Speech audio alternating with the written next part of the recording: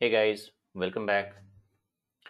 सो guys, इस session में हम बात करेंगे एसएप मेथडोलॉजी और सो कॉल्ड प्रोजेक्ट फेज के बारे में।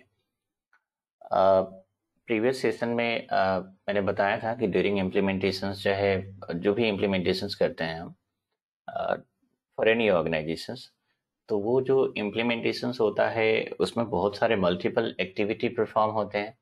तो वो सारी एक्टिविटीज जो हैं उसको डिफरेंट डिफरेंट फेजेस में सेग्रीगेट किया गया, उसको डिवाइड किया गया है। तो उसी को हम प्रोजेक्ट फेज बोलते हैं, या फिर उसका एक दूसरा नाम है जिसको एसएप मेथोडोलॉजी बोलेंगे। ये एसएप क्या कभी और इसको एसएप रोड मैप भी बोलते हैं।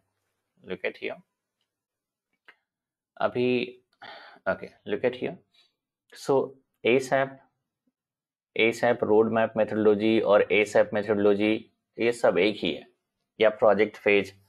तो ये ए सैप क्या होता है, तो इसका फुल फॉर्म होता है एक्सेलरेटेड सैप मेथोडोलॉजी, है ना।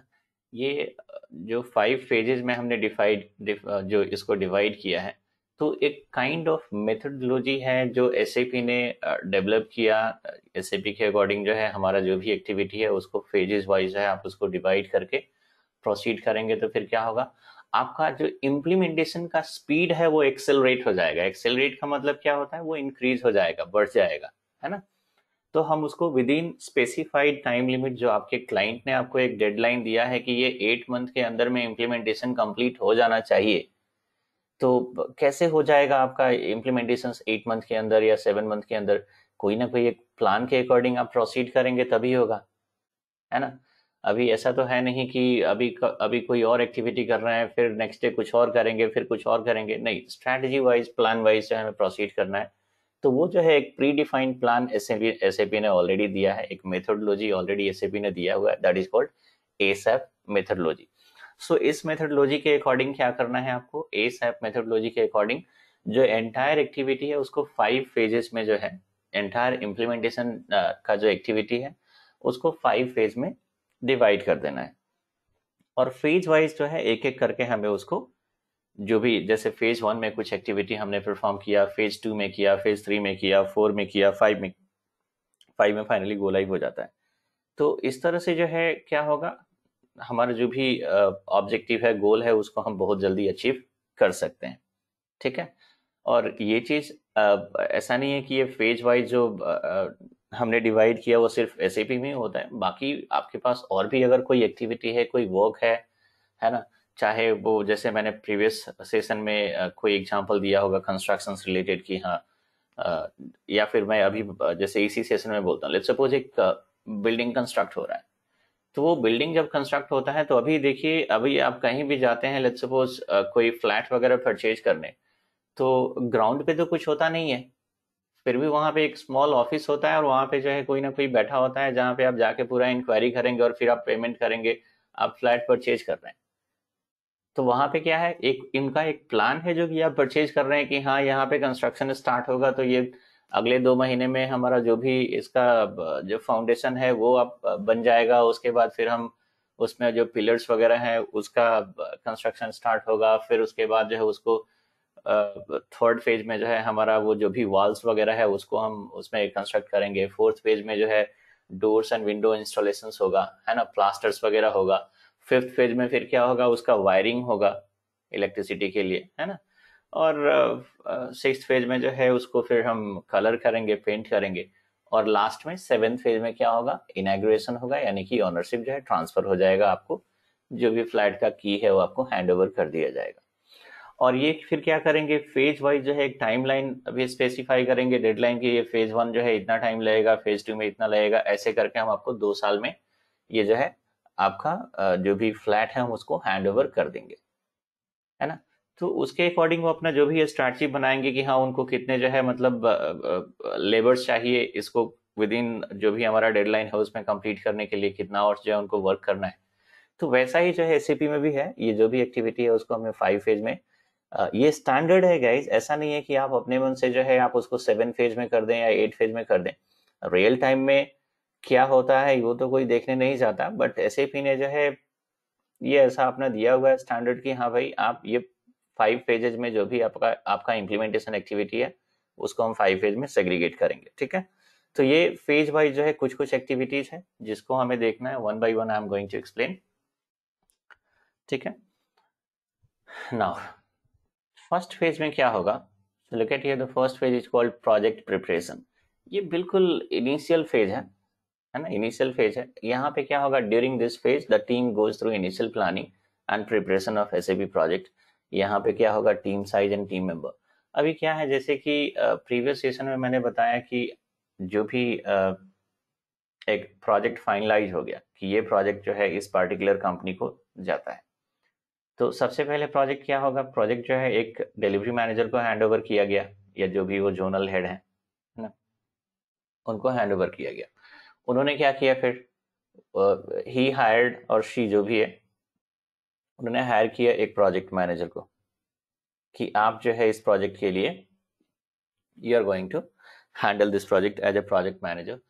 तो अब क्या है, अब प्रोजेक्ट मैनेजर का जो है वहां से काम स्टार्ट हो जाता है। जैसे प्रोजेक्ट मैनेजर की हायरिंग हो जाती है, प्रोजेक्ट मैनेजर का इंटरेक्शन अगर क्लाइंट के साथ हो जाता है एक बार, तो वहां से जो है क्लाइंट का जो दिया हुआ डेडलाइन है, वो जो भी मैंने बोला था, जैसे कि 8 मंथ का मैंने डेडलाइन बोला था कि 8 मंथ में ये प्रोजेक्ट हैंड ओवर कर देना है आपको, मतलब पूरा इम्प्लीमेंटेशन करके। तो वहां से जो है क्लाइंट का जो डेडलाइन है वो स्टार्ट हो जाएगा, ठीक है। अब प्रोजेक्ट मैनेजर अकेले तो इसको इम्प्लीमेंट कर नहीं सकते हैं, है ना, वो तो टीम को हैंडल करने के लिए हैं और बाकी हायर लेवल जो भी मीटिंग्स वगैरह है उसमें पार्टिसिपेट करेंगे। तो फिर उसको इम्प्लीमेंट कौन करेगा, तो कंसल्टेंट करेंगे। तो फिर प्रोजेक्ट मैनेजर को अपना एक टीम बनाना पड़ेगा, है ना। तो यहाँ पे देखिए, सबसे पहले he has to decide the team size and team member, कि कितने लोग चाहिए इस प्रोजेक्ट को कंप्लीट करने के लिए, और फिर वो लोग कौन कौन से होंगे ये भी डिसाइड करना है ना। तो उसके लिए जो है सबसे पहला क्या होता है, internal recruitment and external recruitment. पहले इंटरनली देखेंगे कि हाँ कितने अभी मतलब लोग अवेलेबल हैं। कहाँ पे चेक करेंगे, तो मैंने बताया होगा फ्री पूल का कॉन्सेप्ट, अगर नहीं बताया होगा तो मैं फिर से रिपीट कर देता हूँ। जिन लोगों के पास भी, जैसे कि let's suppose there are like multiple people are working in different different project, अभी उसमें से एक दो प्रोजेक्ट का कॉन्ट्रैक्ट जो है, वो जो भी एक कॉन्ट्रैक्ट 4 ईयर्स का, 5 ईयर्स का या 2 ईयर्स का जो भी है वो कंप्लीट हो गया। अब वो प्रोजेक्ट क्या है, वो प्रोजेक्ट जो है करंट जो ऑर्गेनाइजेशन है उनके साथ नहीं रहना चाहता, वो क्लाइंट जो है वो किसी और, यानी कि वो let's suppose they are switching towards Infosys, कि नहीं भाई अब हम इन्फोसिस से सपोर्ट लेंगे, है ना। वो सपोर्ट, वो जो है प्रोजेक्ट विप्रो से चला गया, वो कहाँ गया, इन्फोसिस को। तो विप्रो के at least like let's suppose there be a team of around 50 people जो उस सपोर्ट प्रोजेक्ट में काम कर रहे थे। अब वो सपोर्ट प्रोजेक्ट जब इन्फोसिस में चला गया, तो ये 50 लोग क्या करेंगे, ये 50 लोग क्या करेंगे, फिर ये जो है इनके पास कोई वर्क नहीं है ना। तो इनका प्रोफाइल जो है ऑटोमेटिकली कहाँ पे स्विच हो जाएगा, that is going to be part of free pool, है ना। उसको बोलते हैं कि अगर कोई पूछता अभी आप क्या कर रहे हैं, तो लोग बोलते अरे नहीं यार अभी तो कोई काम ही नहीं है, बेंच पे बैठा हुआ हूँ। तो बेंच पे बैठने का मतलब क्या है कि अभी हमारे पास कोई प्रोजेक्ट नहीं है, ठीक है। तो उनका जो है प्रोफाइल कहाँ पे आ गया, अब फ्री पूल में आ गया, और वो फ्री पूल का एक्सेस जो भी मैनेजर्स हैं, टीम लीड हैं, उनको रहेगा। तो ये जो प्रोजेक्ट मैनेजर जो अपॉइंट किया गया है, तो वो क्या करेंगे, सबसे पहले फ्री पूल में सर्च करेंगे कि यहाँ पे कितने सारे कंसल्टेंट जो है अभी फ्री पूल में है ना। तो वहां से वो जो प्रोजेक्ट मैनेजर हैं, he is going to select certain profile, और उनको फिर एक एक करके कॉल करके फिर उनका उनसे इंटरेक्ट करना, है ना। उनका एक्सपीरियंस वगैरह तो खैर ऑलरेडी फ्री पूल में अपडेटेड रहता है, उनका रिज्यूमे भी वहाँ पे अपडेटेड रिज्यूमे भी रहेगा, स्टिल एक इंटरेक्शन होगा कि आपने क्या किया, इसके पहले क्या क्या किया है, और ये प्रोजेक्ट में आप काम करेंगे क्या, है ना। ये बहुत सारा चीज सब कुछ है वहाँ पे, वो प्रोजेक्ट मैनेजर इंटरेक्ट करेंगे, और अगर वो कंसल्टेंट अग्री है तो फिर क्या होगा, वो कंसल्टेंट को इनवाइट करेंगे, ठीक है आप इस प्रोजेक्ट पे आ जाइए, है ना। अच्छा, ये अग्री करना नहीं करना ये भी कंसल्टेंट के ऊपर है, ऐसा कुछ नहीं कि फोर्सफुली किसी को बुला लिया जाएगा कि नहीं आपको इस प्रोजेक्ट पे जाना ही है ना। हर किसी का अपना कुछ ना कुछ इश्यूज होता है। लेट्स सपोज आप रीलोकेट करने के लिए रेडी नहीं है, you are there at Bangalore location और प्रोजेक्ट का लोकेशन कहीं दिल्ली में है, मुंबई में है, आपके कुछ अपने पर्सनल इश्यूज हैं, you don't want to relocate, तो आप मना भी कर सकते हैं कि नहीं हमारा कुछ पर्सनल जो है इश्यूज है जिसके चलते आई कैन नॉट रिलोकेट। तो ये कंसल्टेंट के ऊपर डिपेंड करता है कि वो, बट ऐसा नहीं है कि आपको जो भी अपॉर्चुनिटी आएगा सारे को मना कर सकते हैं, उसका भी कुछ लिमिट होता है ना। और इसके अलावा रिसोर्स मैनेजमेंट टीम भी होती है, तो वो रिसोर्स मैनेजमेंट टीम का काम क्या होता है, वही वो जो फ्री पूल पे जो है वो देखते रहते हैं कितने सारे कैंडिडेट हैं, है ना, और फिर उनका जो है प्रोजेक्ट अरेंजमेंट जो है ये रिसोर्स मैनेजमेंट वाले करते हैं। So again I will come back on कि ये इंटरनल रिक्रूटमेंट का मतलब जो है फ्री पूल वगैरह से जो है candidate he is going to find out कि हाँ चलो ठीक है, ये लेट्स सपोज 40 कंसल्टेंट का जरूरत है, 30 he got from free pool and remaining 10 जो है फिर वो कहाँ से, तो फिर एक्सटर्नल रिक्रूटमेंट होगा। ये एक्सटर्नल रिक्रूटमेंट में भी क्या होगा कि ये प्रोजेक्ट मैनेजर, एचआर या फिर जो भी हायर लेवल मैनेजमेंट है उन लोगों का एक डिस्कशन होगा कि हाँ हमें परमानेंट पेरोल के लिए जो है मतलब हम हायरिंग जो करेंगे वो परमानेंट पेरोल पे करेंगे या फिर थर्ड पार्टी पेरोल पे करेंगे, है ना। तो उसके बेस पे जो है पहले वो भी जैसे कि कुछ अपकमिंग प्रोजेक्ट भी अगर इन फ्यूचर अगर पाइपलाइन में है तो फिर दे विल थिंक कि नहीं चलो परमानेंट पेरोल पे ही कर लेते हैं, ये प्रोजेक्ट जैसे फिनिश होगा तब तक कुछ और आएंगे, है ना। या फिर ऐसा लगता है कि नहीं ये प्रोजेक्ट के बाद जो है अभी कुछ आने वाला नहीं है तो फिर चलो ठीक है थर्ड पार्टी पेरोल पे ही हायर कर लेते हैं, प्रोजेक्ट जब खत्म होगा फिर टाटा बाय बाय, है ना। यानी कि जिस कंसल्टेंसीज ने उनको अपने पेरोल पे हायर किया अब उनका हेडेक रहेगा कि वो कोई और प्रोजेक्ट अरेंज करके दें, अगर नहीं दे पाते हैं तो फिर जो है वो बोलेंगे नहीं आप फिर कहीं और ट्राई कर लो। तो बहुत सारी चीज़ें होती हैं गाइस इसमें, आप अगर ट्राई करेंगे तो जब आपको कॉल्स वगैरह आते हैं तो आपको पता चलेगा कि हाँ ये परमानेंट पेरोल है या थर्ड पार्टी पेरोल है। तो थर्ड पार्टी पेरोल में क्या होता है, क्लाइंट आपका जो है क्या होता है, मैं आपको एक्सप्लेन करता हूँ।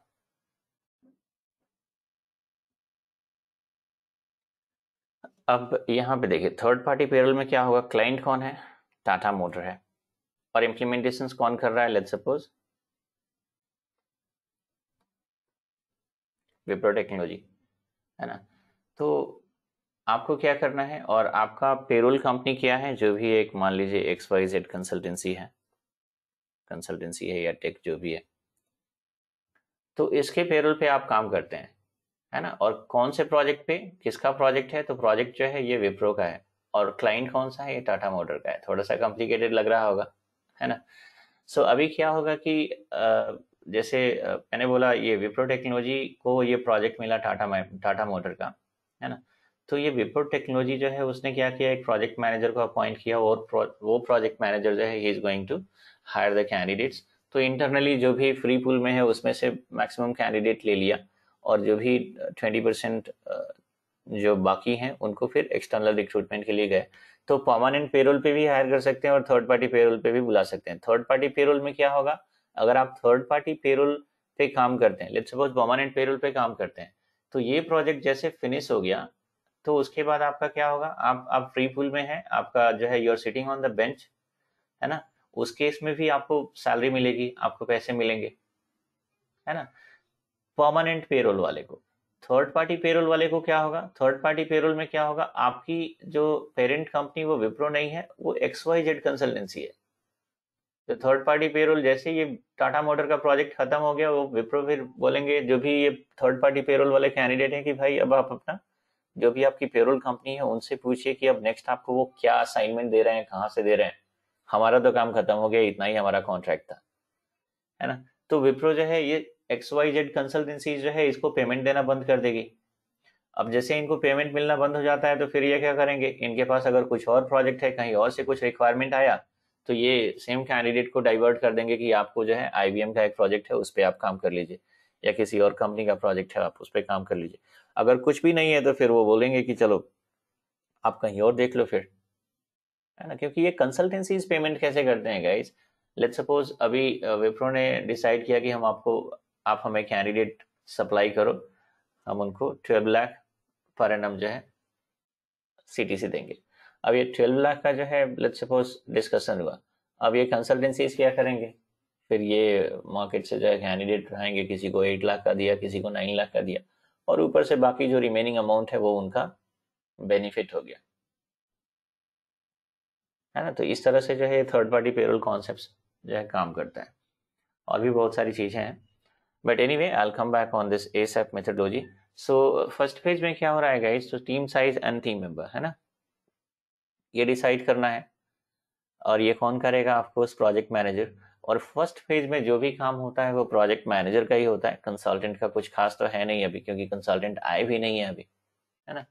तो ये हो गया। सेकंड में प्रोजेक्ट प्लानिंग। प्रोजेक्ट प्लानिंग का मतलब क्या है, एक अपना जैसे बहुत सारे प्रोजेक्ट मैनेजर क्या करते हैं, एक प्रोजेक्ट चार्टर बना लेते हैं, बहुत सारा चीज उसमें रहता है ना। बट चलिए ठीक है, वो आपके लेवल का तो है नहीं, तो हम we will not go in that details and all. आप प्लानिंग के जो प्रोजेक्ट प्लानिंग अगर बोले तो आप मान के चलिए कि उन्होंने एक प्लान बना लिया कि हाँ फर्स्ट फेज में हमें कितना टाइम स्पेंड करना है, सेकंड फेज में हमें कितना टाइम स्पेंड करना है, ऐसे जो है एक प्लान बना के लास्ट फेज तक लेके जाएंगे, है ना। कितने कंसल्टेंट चाहिए, फिर उसके अलावा जो है कितने इसमें सीनियर रहेंगे, कितने जूनियर रहेंगे, है ना, ऐसे करके बहुत सारा जो है चीज रहेगा।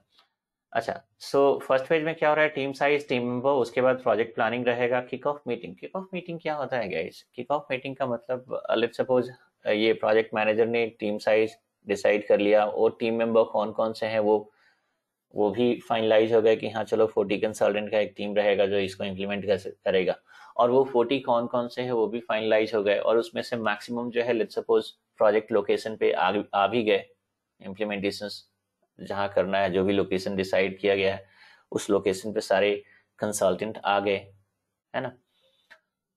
तो फिर क्या होगा, एक इंटरनल मीटिंग होता है, उसको बोलते हैं kick off meeting. Kick off meeting क्या होता है, जैसे कि आप किक ऑफ का मतलब क्या होता है, जैसे फुटबॉल मैच आप लोगों ने देखा होगा, तो मैच बिगिन कैसे होता है, स्टार्ट कैसे होता है, तो एक कोई ना कोई जो जो भी कैप्टन है जिसने किसी ने टॉस जीता, और वो क्या करेगा, पहले बॉल को किक करेगा, यानी कि एक बार वो मारेगा, और वहां से जो है मैच स्टार्ट हो जाता है। तो ये किक ऑफ मीटिंग क्या है, एक इंटरनल मीटिंग हो गया कंसल्टेंट का और प्रोजेक्ट मैनेजर का। और यहाँ पे आप कह सकते हैं it's a kind of introductory meeting, जहाँ पे हर कोई अपने आप का जो है हर कोई इंट्रोड्यूस करेगा अपने आप को, है ना। मैं लेट्स सपोज फीको कंसल्टेंट हूँ, मुझे पता नहीं है कि ये टीम में SD कौन सा है, MM कौन सा है, PS कौन सा है, PP कौन सा है, PM कौन सा है ना। तो ये हमें पता होना चाहिए, बिकॉज ये एक टीम वर्क है। जब हम इम्प्लीमेंटेशंस करेंगे तो फीको वाले को तो वैसे भी जो है हर किसी से आपकी जरूरत है, या फिर आपसे हर किसी की जरूरत है। फीको का जो है इंटीग्रेशन जो है ऑलमोस्ट सारे मॉड्यूल से रहता है ना। तो ये सब पता होना चाहिए। तो जाहिर सी बात है इंट्रोडक्शंस में हर कोई अपने आप को इंट्रोड्यूस करेगा, उनका क्या ओवरऑल एक्सपीरियंस है वो सारा चीज बताएंगे। और इवन प्रोजेक्ट मैनेजर भी जो है अपना इंट्रोडक्शंस वगैरह देंगे, he is going to explain certain things about the project, कि हाँ ये प्रोजेक्ट जो है इसमें हमने क्या क्या डेडलाइन वगैरह डिसाइड किया है, क्लाइंट का एक्सपेक्टेशंस क्या है, ये नेचर ऑफ प्रोजेक्ट क्या है ना। और इसके अलावा कुछ रूल्स रेगुलेशंस वगैरह जो है वो सारा चीज भी एक्सप्लेन होगा। जैसे जो भी हम डॉक्यूमेंट्स बनाएंगे आगे चल के, जब नेक्स्ट फेज में हम जाएंगे तो वहाँ पे डॉक्यूमेंटेशंस होगा, तो वो डॉक्यूमेंट्स के जो है नेमिंग कन्वेंशंस क्या होंगे, यानी कि उसका जो डॉक्यूमेंट्स का हम नाम देंगे उस किस फॉर्मेट में रहेगा, ऐसे करके बहुत सारी छोटी छोटी चीजें वहाँ पे डिस्कस होती हैं, ठीक है। और इसके अलावा जो है ये किक ऑफ मीटिंग में क्या करेंगे, प्रोजेक्ट मैनेजर जो है इनिशियली मैंने बताया था कि जैसे सेंटर ऑफ एक्सीलेंस टीम जो है पहले क्लाइंट से जाके मीटिंग करती है, तो एंटरप्राइज स्ट्रक्चर जो है रफली वहीं पे डिसाइड हो जाता है ना। यही लोग क्या करेंगे, एक एंटरप्राइज स्ट्रक्चर एक PPT बना के जो है क्लाइंट को प्रेजेंट कर देंगे कि ये FI का जो है ये ऐसा रहेगा, SD का ऐसा रहेगा, MM का ऐसा रहेगा। जो भी सेंटर ऑफ एक्सीलेंस टीम है हर मॉड्यूल से एक एक एक्सपर्ट रहेगा, तो एंटरप्राइज स्ट्रक्चर वहां पे क्लाइंट को प्रेजेंट कर दिया और वो अप्रूव हो गया, है ना। अब वो क्या होगा, उन लोगों ने जो भी ये PPT बनाया, डॉक्यूमेंट बनाया, वो क्या करेंगे, डिलीवरी हेड को, डिलीवरी मैनेजर को हैंड ओवर करेंगे। और जब वो डिलीवरी मैनेजर जब प्रोजेक्ट मैनेजर को हायर करेगा, तो फिर वो क्या होगा, वो सारे जो डॉक्यूमेंट्स हैं वो प्रोजेक्ट मैनेजर को हैंड करेंगे, क्योंकि ये प्रोजेक्ट वो जो डॉक्यूमेंट प्रिपेयर किया गया है वो that is related to this Tata motor, है ना। अब टाटा मोटर के लिए एक हमने प्रोजेक्ट मैनेजर अगर सेलेक्ट किया है तो वो डॉक्यूमेंट्स जो है वो किसको हैंड ओवर होगा, प्रोजेक्ट मैनेजर को। अभी आप देखिए ये कैसे हो रहा है, ये जो है centre of excellence team interact किए क्लाइंट से, है ना, और उन्होंने जो है ये एंटरप्राइज स्ट्रक्चर का एक जो भी है पीपीटी या वर्ड डॉक्यूमेंट बनाया, उसको हैंड ओवर किया डिलीवरी मैनेजर को। डिलीवरी मैनेजर ने प्रोजेक्ट मैनेजर को हायर किया और उसको हैंड ओवर कर दिया। और प्रोजेक्ट मैनेजर फिर क्या करेंगे, वो जो टीम हायर कर रहे हैं जो कंसल्टेंट्स, सो वो उस पार्टिकुलर हर मॉड्यूल का जो भी एंटरप्राइज स्ट्रक्चर है, वो जो भी पीपीटी है, वो क्या करेंगे, जो भी सीनियर कंसल्टेंट होते हैं उस पार्टिकुलर मॉड्यूल के, उनको हैंड ओवर कर देंगे। तो ये सारा चीज जो है किक ऑफ मीटिंग में ही हो जाएगा। ठीक है, कि ये आपका जो है एंटरप्राइज स्ट्रक्चर ये डिसाइड हुआ है।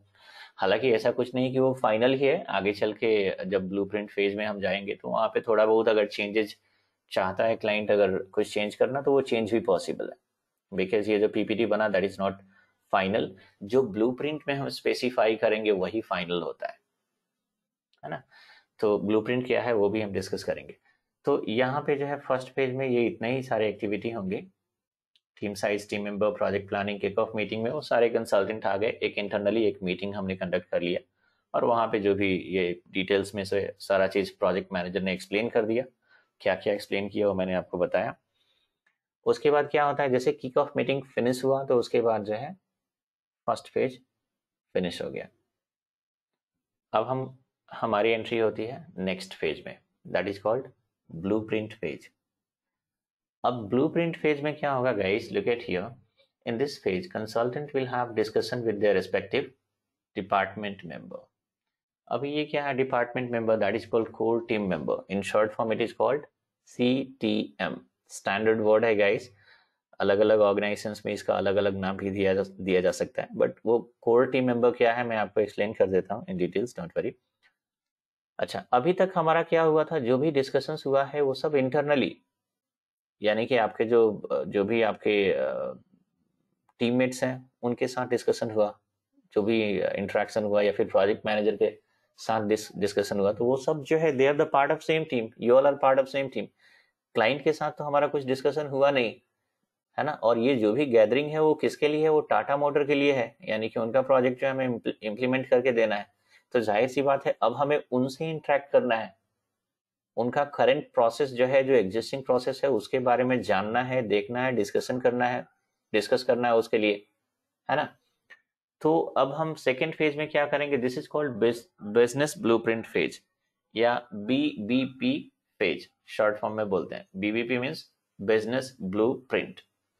अच्छा, in this phase consultant will have a discussion with their respective department member, core team member regarding business process. अब आप फीको कंसल्टेंट हैं, तो फाइनेंस, जो भी फाइनेंस कंसल्टेंट है वो किससे डिस्कस करेगा, तो जो फाइनेंस डिपार्टमेंट है ना। हमारा जो मेन रिक्वायरमेंट क्या है, हमें फाइनेंस डिपार्टमेंट का जो बिजनेस प्रोसेस है उसको अंडरस्टैंड करना है, और उसके अकॉर्डिंग जो है जो वो प्रोसेस है हमें SAP में मैप करके देना है उनको, है ना। वैसे ही जो सेल्स एंड मार्केटिंग डिपार्टमेंट है, तो SD कंसल्टेंट जो है, जो भी SD कंसल्टेंट इस प्रोजेक्ट के लिए हायर हुए हैं, वो जाके उनसे डिस्कस करेंगे। अच्छा, अभी वैसे ही HR कंसल्टेंट होंगे जो HR डिपार्टमेंट में, वो अपना जाके वहाँ जो भी बिजनेस प्रोसेस है वो अंडरस्टैंड करेंगे, कैसे उसको इम्प्लीमेंट करना है, क्या इम्प्लीमेंट करना है, वो सारा डिस्कशन होगा। अच्छा, तो आप फाइनेंस कंसल्टेंट है तो फाइनेंस टीम से डिस्कस करेंगे। अभी फाइनेंस टीम में let's suppose 200 candidates, 200 users are there, members are there. अब डिस्कशंस का मतलब ऐसा तो है नहीं कि हम जाके एक एक करके सबसे डिस्कस करें कि भाई तुम्हारा काम क्या है, तुम बताओ तुम क्या क्या कर रहे हो, ऐसा नहीं होता। वहां पे क्या होगा कि जैसे हर डिपार्टमेंट के लिए, जैसे फाइनेंस डिपार्टमेंट है तो उसका एक रिप्रेजेंटेटिव जो है अपॉइंट किया जाएगा टाटा मोटर के जो भी हायर लेवल मैनेजमेंट है, तो वहां पे एक कॉन्टैक्ट पर्सन जो है they are going to decide कि ये एक पर्टिकुलर पर्सन है, जो भी कंसल्टेंट को डिस्कस करना है वो इन्हीं से करना है। अगर आप पूरे टीम से डिस्कस करेंगे गाइस, तो आई टेल यू, आप 100 ईयर में भी जो है, इस जन्म में तो पॉसिबल ही नहीं है कि इम्प्लीमेंटेशन कंप्लीट होगा, है ना। ऐसे ऐसे यूजलेस रिक्वायरमेंट्स आपको मिलेंगे क्लाइंट की तरफ से, जो कि सुनने में लगेगा कि चलो यार ये क्या बोल रहा है, मतलब ऐसे ऐसे क्लाइंट का क्या है, वो कुछ भी वो डिमांड कर देंगे। उनका ऐसा है कि चलो एसएपी इम्प्लीमेंट हो रहा है तो फिर ऐसा कर दो कि मुझे कुछ करने का जरूरत ही नहीं पड़े, है ना। कुछ दिन के बाद वो ऐसा डिमांड कर देंगे कि यार अभी ये हाथ उठाने की भी जरूरत नहीं पड़े, सिर्फ मैं सिस्टम को देख लूं तो मेरा रिपोर्ट प्रिपेयर हो जाए, है ना। तो इस टाइप के जो है यूजलेस रिक्वायरमेंट्स होते हैं बहुत सारे क्लाइंट की तरफ से। और आप एज ए कंसल्टेंट ऐसा नहीं है कि हम सारा का सारा रिक्वायरमेंट उनका जो है हम मान लेंगे, या फिर जो भी पॉसिबल है उसको हम मानेंगे, है ना, कि हाँ ये पॉसिबल है। जो पॉसिबल नहीं है, जिसमें ज्यादा टाइम लगने वाला है, डेवलपमेंट है ना, फिर उसके लिए क्या है, तो फिर आपका प्रोजेक्ट मैनेजर है, आप उनसे डिस्कस करेंगे कि नहीं ये तो काफी क्रिटिकल है, इसमें काफी टाइम लगेगा, रिसोर्सेस भी हमें एक्स्ट्रा चाहिए। फिर प्रोजेक्ट मैनेजर क्या करेगा, उनके प्रोजेक्ट मैनेजर से जाके बोलेगा कि भाई ये स्टैंडर्ड नहीं है, इसमें डेवलपमेंट करना होगा, इसमें हम एक्स्ट्रा रिसोर्सेज चाहिए और इतना पैसा एक्स्ट्रा पे करना होगा। जहां पैसा इन्वॉल्व हो जाता है, जहां एक्स्ट्रा मनी इन्वॉल्व हो जाता है, इमीडिएटली वो प्रोजेक्ट मैनेजर उनके तरफ से जो है बोलेंगे नहीं नहीं, इसको साइड करो, है ना, क्योंकि ऑलरेडी वो एक अमाउंट पे कर रहे हैं, है ना। तो ऐसी बहुत सारी चीजें होती हैं। जब आप लोग प्रोजेक्ट के पार्ट बनेंगे तो ऑफ कोर्स लाइव प्रोजेक्ट में क्या क्या होता है, हम कितने ये सारे रूल्स फॉलो करते हैं, कितने तोड़ते हैं, ये सारा चीज आप लोगों को पता चलेगा, है ना। अच्छा, सो सीटीएम कौन है, कोर टीम मेंबर कौन है, मैंने बताया कि हर जो डिपार्टमेंट है उधर से एक रिप्रेजेंटेटिव जो है उस डिपार्टमेंट को रिप्रेजेंट करने वाला एक पर्सन अपॉइंट किया जाएगा क्लाइंट के टाटा मोटर की तरफ से, क्लाइंट की तरफ से। तो उसको, उस बंदे को हम बोलेंगे, उस पर्सन को हम बोलेंगे कोर टीम मेंबर, सीटीएम, है ना। ये सीटीएम एक स्टैंडर्ड नेम है जो कि through out the world it is applicable. अब उसको कोई चेंज करके कोई बोले कि नहीं ये एक्सपर्ट है, जैसे मेरा जो प्रीवियस प्रोजेक्ट था तो वहां पे हम उनको कुछ और नाम दिए थे, कोर टीम मेंबर जो भी हैं उनको जो है हम कुछ और नाम दिए थे, है ना। तो जैसे हमने बोला ये champion, they are the champion, है ना। तो ये क्या है, एक कस्टमाइज नेम है ना। या फिर आप कुछ और नाम दीजिए, वो सब कस्टमाइज। स्टैंडर्ड नेम क्या है, कोर टीम मेंबर, सीटीएम, ठीक है। जो क्लाइंट की तरफ से एक पर्सन जो अपॉइंट होने वाला है, जो आपके साथ कोऑर्डिनेट करेगा। एज ए कंसल्टेंट हमें बहुत सारी रिक्वायरमेंट्स होगी गाइस, जब आगे हम कॉन्फ़िगरेशंस वगैरह करेंगे।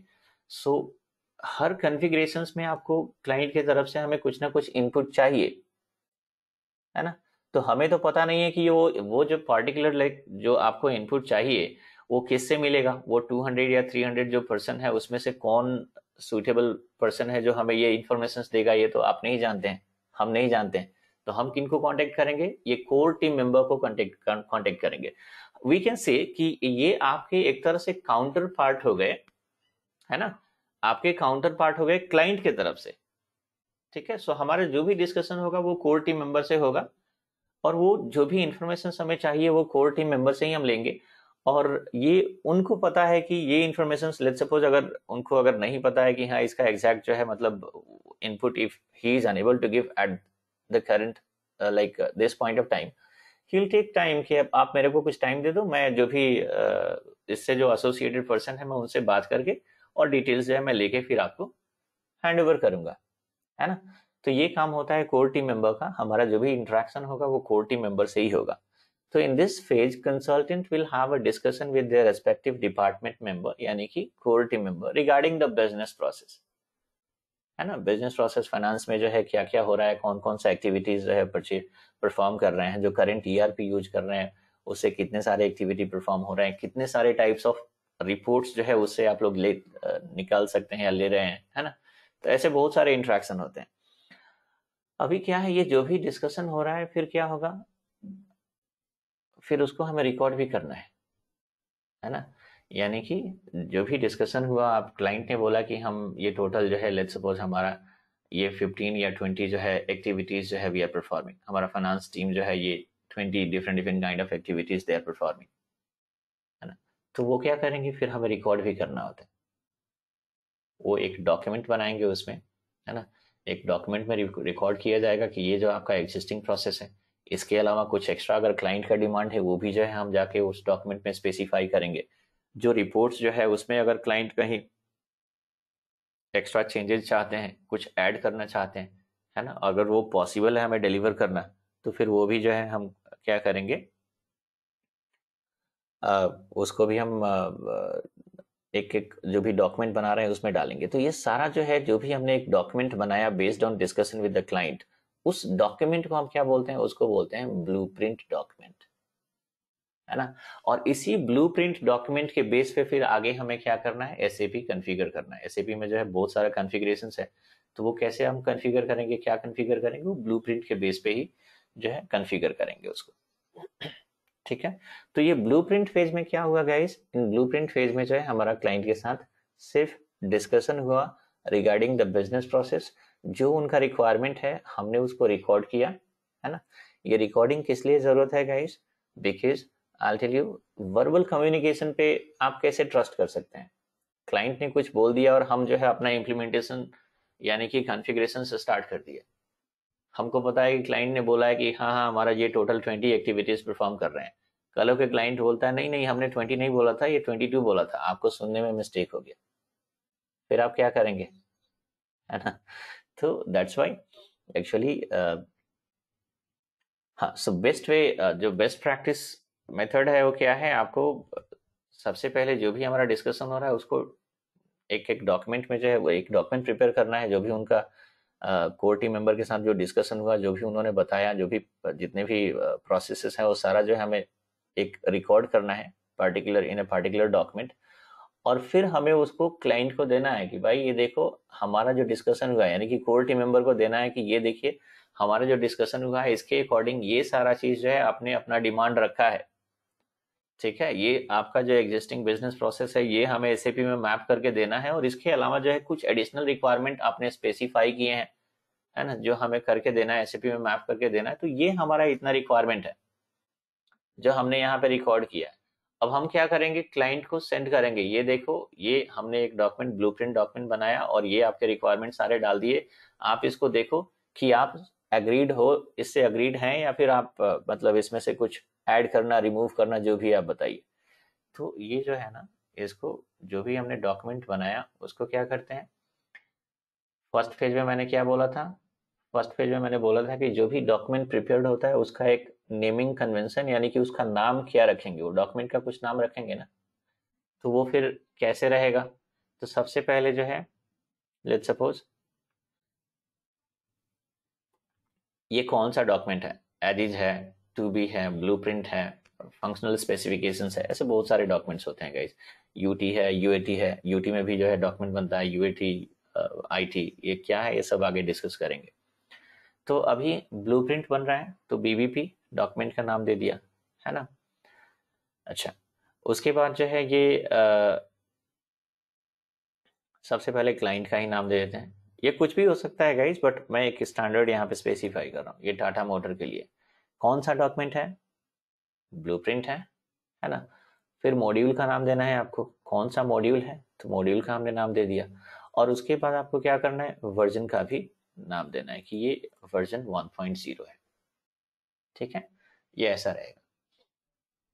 सो ये डॉक्यूमेंट हमने बनाया और उसका एक ये नेम दे दिया इस डॉक्यूमेंट का, और ये हमने क्लाइंट को सेंड कर दिया। अब क्लाइंट क्या, क्लाइंट की तरफ से जो भी कोर टीम मेंबर है वो इस डॉक्यूमेंट को देखेंगे, काफी क्लोजली देखते हैं गाइस, है ना। तो वो देखेंगे और फिर उसको अप्रूव करेंगे। अब वो बोलते हैं नहीं, नॉट अप्रूव्ड। तो नॉट अप्रूव का कुछ ना कुछ वो रीजन स्पेसिफाई करेंगे, तो जो हमने मेल सेंड किया है उसी पे जो है वो बोलेंगे कि ये चीज जो है आपको चेंज करना है ना, जो कि उसमें, तो वो हाईलाइट करके आपको सेंड करेंगे वो डॉक्यूमेंट्स। फिर हम क्या करेंगे, ब्लूप्रिंट को एडिट करेंगे, एडिट करके जो रिमूव करना है वो हमने रिमूव किया, जो ऐड करना है ऐड किया। अब क्या होगा, अब यहाँ पे वर्जन चेंज हो गया। अब फिर से क्लाइंट अभी भी बोलता है नहीं, नॉट अप्रूव्ड, अभी भी दे आर नॉट सेटिस्फाइड। फिर से वो कोई छोटा मोटा मिस्टेक वो निकाल लिए कि ये अकाउंटिंग एंट्री गलत है ना, आप इसको जो है यहाँ पे ये डेबिट होना चाहिए, ये क्रेडिट होना चाहिए। तो फिर से क्या करेंगे, फिर से आपको जो है वो चेंज स्पेसिफाई किए कि आपको अभी ये चेंज और करना है। फिर से हमने क्या किया, वो जो चेंज उन्होंने स्पेसिफाई किया हमने किया, फिर से ब्लूप्रिंट का वर्जन चेंज करके और सेंड किया। अब यहाँ पे ये अप्रूव्ड हो गया। ये शॉर्ट फॉर्म में मैं लिख रहा हूँ guys, don't look at the spellings and all. Spelling को इग्नोर कीजिएगा, ठीक है। तो अभी अप्रूव्ड कौन सा वर्जन हुआ, ये वर्जन 1.2 हुआ, है ना। अच्छा, क्या होता है कभी कभी because we all know, fact क्या है ना, जितने भी लोग मार्केट में ट्रेनिंग लेते हैं वो हर कोई फैक्ट यही है कि मैक्सिमम लोग जो है एक्सपीरियंस वगैरह डालते हैं and then they are trying, है ना। अच्छा, तो फिर उस केस में क्या होगा, जो इंटरव्यूअर है उसको भी पता होता है कि मैक्सिमम लोग जो है किस तरीके से आ रहे हैं, है ना? तो अभी इंटरव्यूअर ने पूछ दिया कि लेट्स सपोज आप इम्प्लीमेंटेशन प्रोजेक्ट आपने जो दिखाया है, तो आपने जो ब्लूप्रिंट प्रिपेयर किया था, कौन सा वर्जन ऑफ ब्लूप्रिंट आपने क्लाइंट को सेंड किया, और ये क्वेश्चन पूछा गया है already in the previous interview पूछा गया। तो आपने कौन सा वर्जन जो है क्लाइंट को सेंड किया था अप्रूवल के लिए।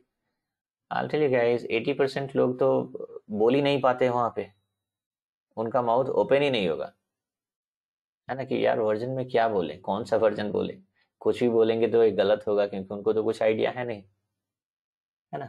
अच्छा, अभी कोई बोलता है वर्जन 1.1 1.2, ये सब के सब जो है करेक्ट आंसर नहीं है। अभी 1.2 अगर हम बोलेंगे, फिर अगर ये भी अगर क्लाइंट ने डिसअप्रूव किया है तो यहाँ पे इट्स वेरी सिंपल गाइस, ये जो भी नॉट अप्रूव्ड वाले हैं जिसको क्लाइंट ने अप्रूव नहीं किया, इसको बोलते हैं ड्राफ्ट वर्जन, ठीक है। तो ये वर्जन 1.1 एंड 1.2 क्या हो गया, ये ड्राफ्ट वर्जन ऑफ ब्लूप्रिंट हो गया, और जो अप्रूव्ड हो गया उसको बोलेंगे फाइनल वर्जन, है ना। सो ये जो फाइनल वर्जन ऑफ ब्लूप्रिंट है, इसी का हमें क्या करना है, इसी को फिर जैसे क्लाइंट ने इसको अप्रूव किया, तो फिर हम क्या करेंगे, इसका प्रिंट आउट लेंगे और फिर इसका क्या करेंगे, साइन ऑफ लेंगे, क्लाइंट को बोलेंगे कि आप साइन कीजिए इस पे। सिर्फ क्लाइंट का ही सिग्नेचर नहीं होगा वहां पे, क्लाइंट का सिग्नेचर होगा, क्लाइंट के तरफ से, क्लाइंट का सिग्नेचर का मतलब जो कोर टीम मेंबर है उनका सिग्नेचर होगा, और फिर उनके तरफ से, क्लाइंट के तरफ से भी एक प्रोजेक्ट मैनेजर रहेगा, है ना, जो इस प्रोजेक्ट को मॉनिटर करेंगे, क्या मतलब जो भी प्रोजेक्ट का जो मतलब इम्प्लीमेंटेशन का क्या कैसा प्रोग्रेस है ना, वो सारा चीज वो अपने तरफ से उधर से मॉनिटर करेंगे। तो क्लाइंट की तरफ से जो प्रोजेक्ट मैनेजर है उनका साइन ऑफ होगा, फिर जो है कोर टीम मेंबर का सिग्नेचर रहेगा उस पर, हमारे तरफ से जो प्रोजेक्ट मैनेजर है फिर उनका साइन ऑफ रहेगा, जो सीनियर कंसल्टेंट है वो भी अपना साइन करेगा, जो जूनियर कंसल्टेंट है वो भी अपना साइन करेंगे, क्योंकि अल्टीमेटली ब्लूप्रिंट जो है वही बनाता है ना, फॉर्मेटिंग्स वगैरह सब वही करेंगे, जूनियर कंसल्टेंट ही करते हैं। तो ये इतने सारे लोगों का सिग्नेचर होगा, और जैसे सिग्नेचर कंप्लीट हो गया फिर वहां पे क्या होता है, वहां पे ब्लूप्रिंट फेज जो है फिनिश हो जाता है, फिर हम थर्ड फेज में एंटर करते हैं।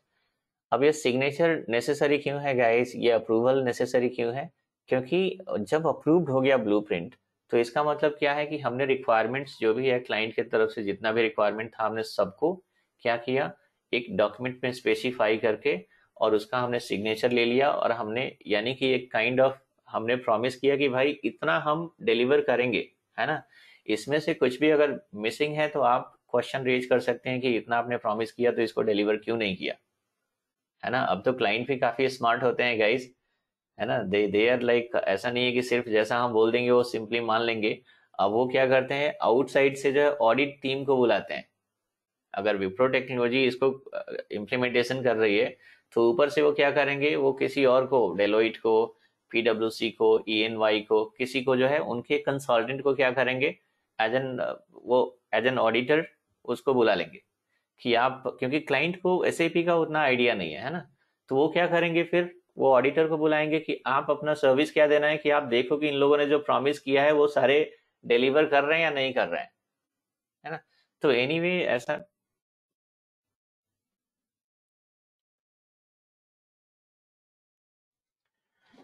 ओके गाइस, आई थिंक अभी फ्यू सेकेंड्स के लिए पावर चला गया था, तो ठीक है, विल कम बैक अगेन। तो अभी मैं जैसे बोल रहा था कि क्लाइंट जो है वो एक्सटर्नली, मतलब एक्सटर्नल, फिर वो एक ऑडिट टीम इनवाइट करते हैं, वो ऑडिट कराते हैं कि हाँ हमने जो मतलब ब्लूप्रिंट बनाया उसके अकॉर्डिंग हमने उतना डिलीवर किया या नहीं किया, है ना, बहुत सारी चीजें होती है। तो हाँ, तो इसलिए जो है अभी ब्लूप्रिंट वगैरह जो बनता है, तो ब्लूप्रिंट के अकॉर्डिंग, ब्लूप्रिंट बनाने के पीछे मकसद ये है कि जब ब्लूप्रिंट साइन ऑफ हो गया, इसका मतलब अब रिक्वायरमेंट फ्रीज हो गया। अब क्लाइंट का कोई भी नया रिक्वायरमेंट अगर लेके आते हैं तो we are not going to accept, नहीं अभी पॉसिबल नहीं है, क्योंकि फिर आगे हम बढ़ गए हैं, नेक्स्ट फेज में आ गए, थर्ड फेज में आ गए, हमारा कॉन्फ़िगरेशन स्टार्ट हो गया। अब आप नया रिक्वायरमेंट लाके दोगे तो कैसे होगा, है ना? फिर तो क्लाइंट का रिक्वायरमेंट कभी रुकेगा ही नहीं, है ना? तो वो जो भी है हम उनको डिनाई कर सकते हैं, मना कर सकते हैं कि नहीं अब हम नहीं ले सकते हैं उसको, रिक्वायरमेंट जो है जो भी है वो फ्रीज हो गया। ठीक है, तो यही मेन रीजन रहता है जो भी ये ब्लूप्रिंट हम बनाते हैं। ठीक है, तो जो डॉक्यूमेंट बना है उतना आपको डिलीवर करना है ना? अच्छा, ये तो हो गया एज पर प्रोसीजर जो एसएपी ने बनाया है कि हाँ चलो ये सब फेजेस में जो ऐसे ऐसे आपको प्रोसीड करना है। एक बार ब्लूप्रिंट बन गया, इसका मतलब सिग्नेचर हो गया, अब आपको जो है थर्ड फेज में एंटर हो जाना है, और उसके बाद क्लाइंट का कोई रिक्वायरमेंट आपको एक्सेप्ट नहीं करना है, क्योंकि रिक्वायरमेंट हमने फ्रीज कर दिया। रियल टाइम में क्या होता है गाइस, रियल टाइम में कितने लोग इसको मानते हैं ये मैटर करता है ना? अब क्लाइंट अगर कुछ रिक्वायरमेंट लेके आया, उसमें कुछ डेवलपमेंट है और उनको वो चाहिए ही चाहिए कि नहीं ये चाहिए, फिर हम क्या करेंगे? फिर प्रोजेक्ट मैनेजर जो है, हमारे तरफ से जो प्रोजेक्ट मैनेजर हैं उनके प्रोजेक्ट मैनेजर से अपना डिस्कस करेंगे कि भाई ये तो अभी पॉसिबल नहीं है, इसके लिए एक्स्ट्रा रिसोर्स लाना पड़ेगा, प्रोजेक्ट का कॉस्ट बढ़ेगा। तो आप जो है आपने ओवरऑल जो ड्यूरेशन जो आपने दिया हुआ है उसको बढ़ाओ और ऊपर से जो है पैसा बढ़ाओ, फिर हम करके देंगे इसको। अगर वो क्लाइंट अग्रीड हो जाते हैं, चलो इतना हमें बढ़ा देते, हम यहाँ पे इतना जो है प्रोजेक्ट का जो भी मतलब उन लोगों ने अमाउंट जो पहले डिस्कस हुआ था, है ना, तो इसमें हम 5% इंक्रीज कर देते हैं, और ये आप इतने रिक्वायरमेंट हमारा जो है आप ऐड कर लो। फिर क्या होगा? फिर वो ब्लूप्रिंट जो है फिर ठीक है, जो साइन अप हुआ उसको डस्टबिन में डालो, है ना, और फिर से जो है ब्लूप्रिंट जो है उसको एडिट करके और एक नया ब्लूप्रिंट बन गया। एडिट करने का मतलब नया बनाने का मतलब ऐसा नहीं है कि शुरू से उसी में जो है जो नया रिक्वायरमेंट है आपने ऐड कर दिया, है ना, फिर से बैकडेटेड जो है साइन हो गए। तो रियल टाइम में जो है ना, देयर इज अ प्रोवर्ब कि rules are meant to breach, यानी कि रूल्स जो है तोड़ने के लिए बना है, तो होते रहता है ऐसा, रियल टाइम में भी होता है ना? वो म्यूचुअल अंडरस्टैंडिंग हो गया ऊपर से प्रोजेक्ट मैनेजर का, ब्लूप्रिंट जो है पुराना वाला जो है उसको हमने साइड कर दिया और उसी में एडिट करके और नया बना दिया, है ना? प्रोजेक्ट का क्या है, बजट भी बढ़ गया, पैसा भी बढ़ गया उधर क्लाइंट की तरफ से, और उन लोगों ने जो भी एक डेडलाइन था उसको थोड़ा सा इंक्रीज कर दिया कि चलो ठीक है, अब आप 8 मंथ के बदले में जो है 9 मंथ में आप डिलीवर करो, है ना? तो रियल टाइम में जो है ये सब चीज चलते रहते हैं, है ना? बट ये अब हम ऐसा नहीं है कि हम ये इंटरव्यू में जाके हम इसको बोलेंगे कि नहीं नहीं हमने तो ब्लूप्रिंट फाड़ के फेंक दिया और फिर नया ब्लूप्रिंट बना लिया क्लाइंट के कहने पे, ये सब चीज जो है नहीं, ये ऐसा नहीं है कि आपको इंटरव्यू में किसी को बोलना है। बट रियल प्रैक्टिकल में जो है ऐसे बहुत सारी चीजें होती हैं, रियल प्रैक्टिकल में आप जाएंगे तो बहुत टाइम आपको पता भी नहीं चलेगा कि ये थर्ड फेज कब स्टार्ट हुआ और कब फिनिश हो गया और कब हम फोर्थ फेज में एंटर हो गए, है ना? बट यहाँ पे जो है ऐसे ये प्रोसीजर है जिसको हमें आपको जानना चाहिए, और during interview of course people will ask the questions, है ना? तो फिर अगर इसके बारे में आपको नॉलेज रहेगा तभी आप बता पाएंगे। ठीक है, so this is all about the blueprint phase guys. I think मैंने काफी लंबा खींच दिया यहाँ पे, इसे एक्सप्लेन करने के लिए जो है, अगर एक्सप्लेन करें तो there are lots of things, फिर से 1 घंटा लग जाएगा, है ना? बट अगेन वो सेशन फिर बोरिंग हो जाएगा आपके लिए। So I'll just do one thing guys, I'll stop this session here itself, and in next session जो है हम बाकी के जो भी 3 फेज हैं, 3 फेज जो रिमेनिंग 3 फेजेस हैं उसको हम नेक्स्ट सेशन में डिस्कस करेंगे।